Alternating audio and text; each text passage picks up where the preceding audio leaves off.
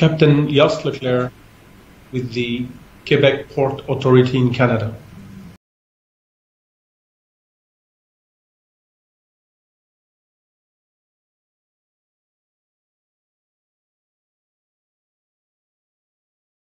Quebec, the province of Quebec has embarked into a maritime strategy, and this maritime strategy is looking into several aspects of the marine industry and also the impact of the way we operate on a daily basis to be able to compete internationally.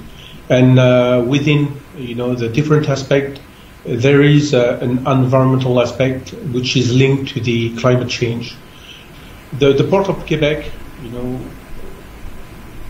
is putting and has been working for now several years on the environmental challenges that are facing us in the future, and this is in line with the province, the maritime strategy that has been developed, and also the national strategy in reducing the air emission. Then for the Port of Quebec was first of all to try to evaluate what has happened the last decade in terms of change in the environment and change in the way we operate, and to try to gather as much information as available. On a day-to-day basis, we've been seeing several changes.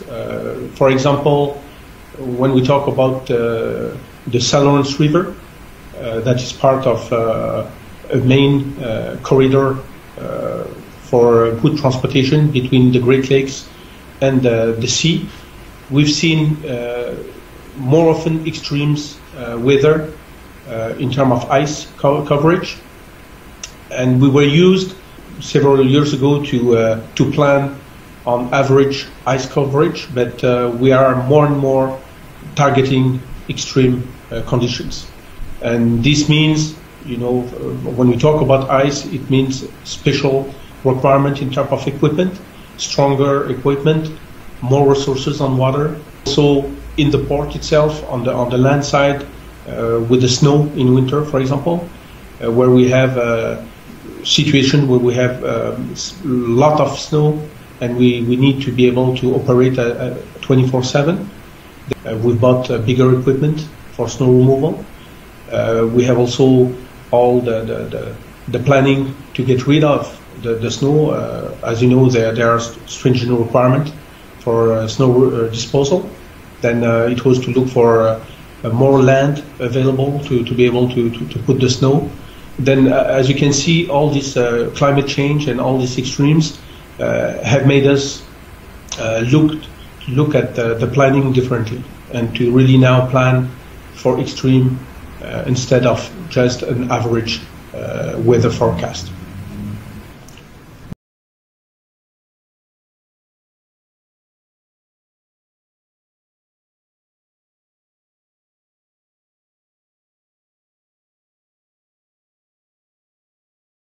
We have a business continuity plan that take into consideration these new ways of operating.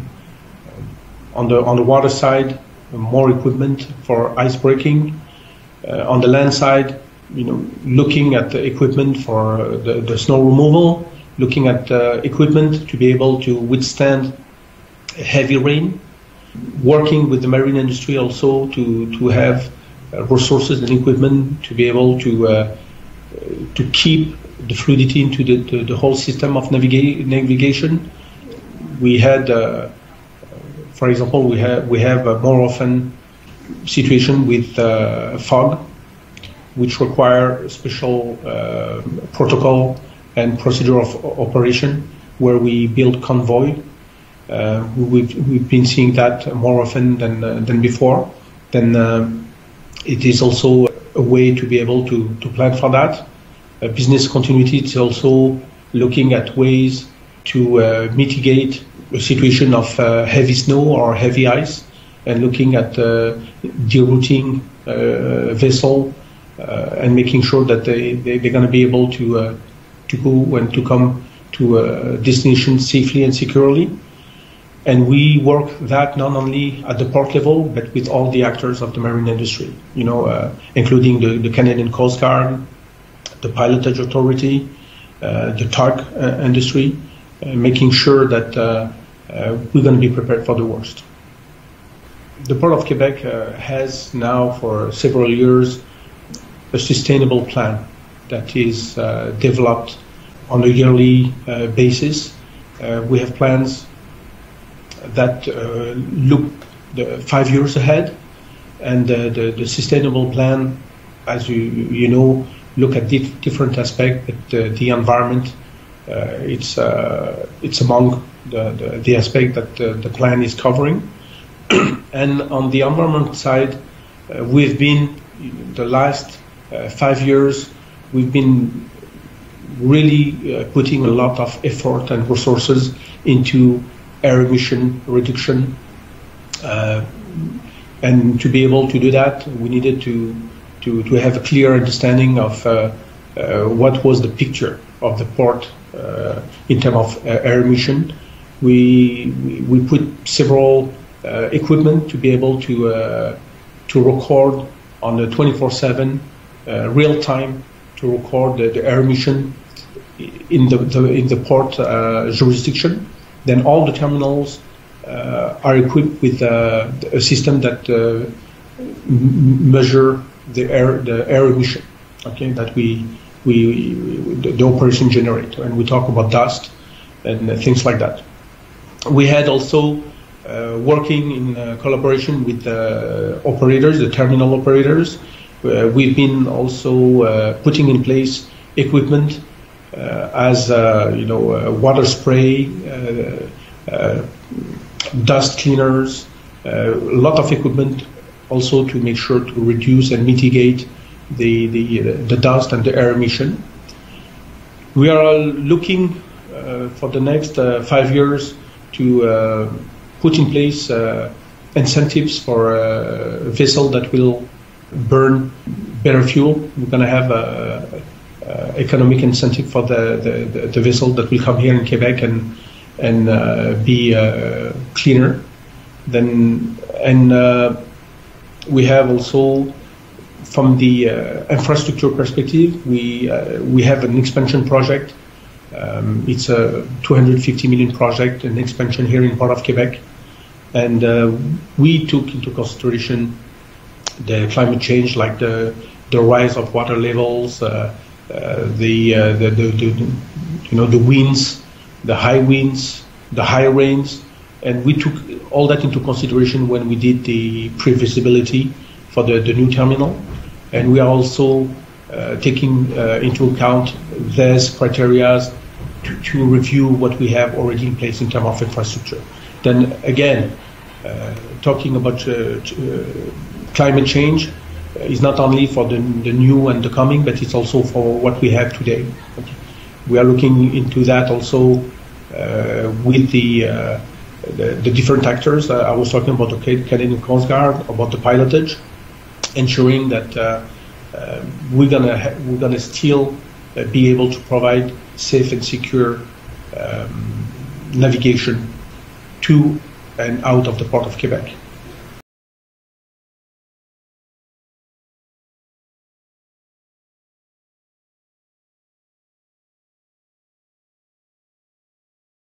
During the pre-feasibility study, looking at the stronger winds and looking at the future size of vessel that will come here in the new terminal, the equipment that will be used, for example, the bollard, the mooring arrangement, the dock height, the cranes that will be used, where they're going to be placed, has taken into consideration the climate change and the analysis that were done, and looking at the worst case.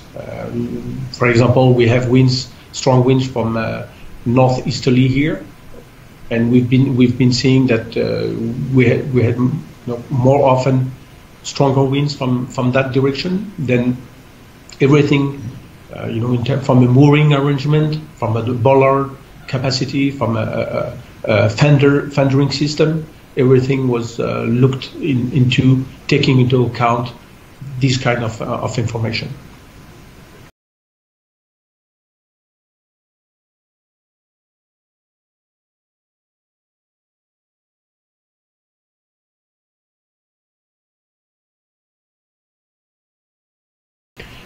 First of all, they need to really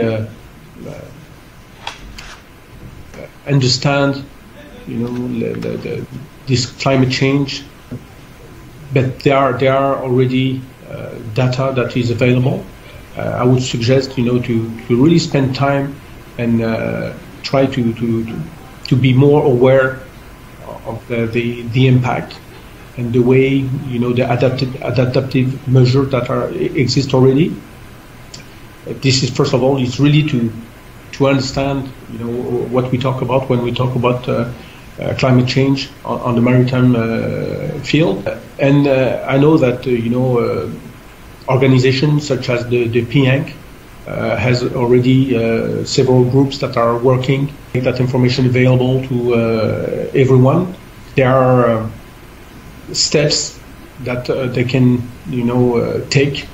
First of all, as I said, to understand it, to see if there is any data, in terms of weather forecast, water level, incident that happen, extreme incident, causing issues, to be able to relate to that.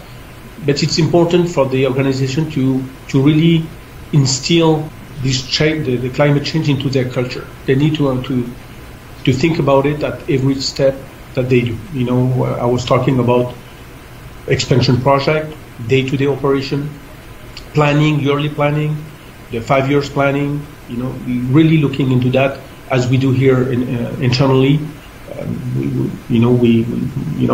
Right now I'm in middle of my budget, for example. We are in November, and this is what I do. When I look at my budget for next year, I look at the worst case. I was used to look at the normal, but now I take into consideration that things will go bad, because we've seen that more often.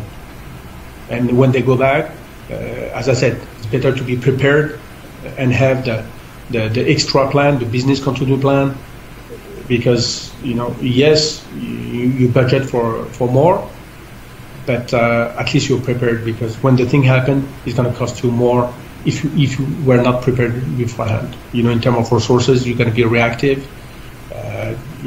The customer service will suffer because no one knows what's going to happen. No one has a plan. It's better to plan before. Then, as I said, it's really a culture change. It should be within the organization. It's a real culture change, and it takes time. We here in the Port of Quebec, and when I talk about the Port of Quebec, it's not only the organization, but it's also the terminal, the operators, and it took, I would say, a couple of years to little by little, bring everyone and align everyone to the same goal of, as I said, being prepared for the worst, having the resources, having mitigation, having adaptive measures that that are valuable. You don't want also to spend several millions for nothing. You really look into everything you do and look at the business case, and you work it out with everyone else, as we did here with several projects. We spend a lot of millions, but it's well spent a lot of millions, because from social acceptability, it's very important. From communication, is very important. From a credibility, and also a reliability and a competitiveness. Then, at the end of the day, yes, it's extra work. Yes, it's extra cost, but the long term, it's a win for everyone.